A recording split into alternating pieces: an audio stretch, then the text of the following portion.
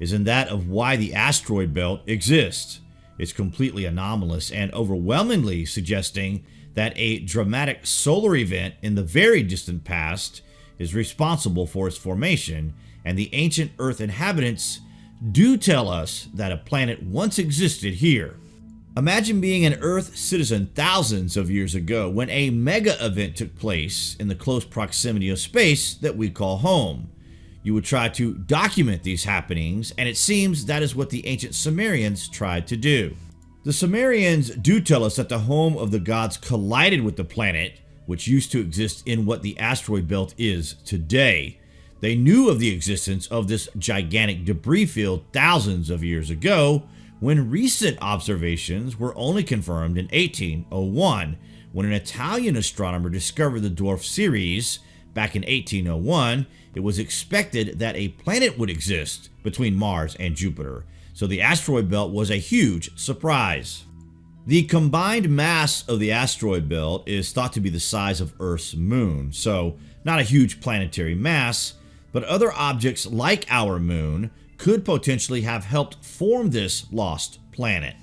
When the solar event occurred, according to the Sumerians, from outer space, a new planet, Marduk, almost the size of Jupiter or Saturn, approached.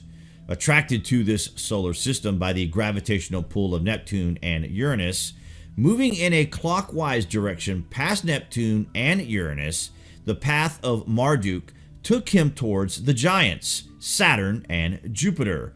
As he passed by Uranus, portions of Marduk were pulled off to become 4 satellites or winds.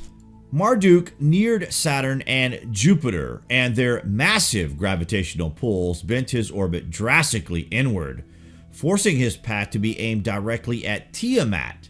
The gravitational pulls of the 2 giants also caused 3 more chunks of Marduk to be pulled from his body. They too became satellites to encircle Marduk. The now 7 satellites moved towards Tiamat with her 11 satellites. The force of Marduk's passing caused huge electrical and gravitational disturbances that ripped into her, and one of his moons, named Evil Wind, hit Tiamat, splitting, but not quite breaking her in 2, yet knocking her satellites away from her and smashing them to pieces.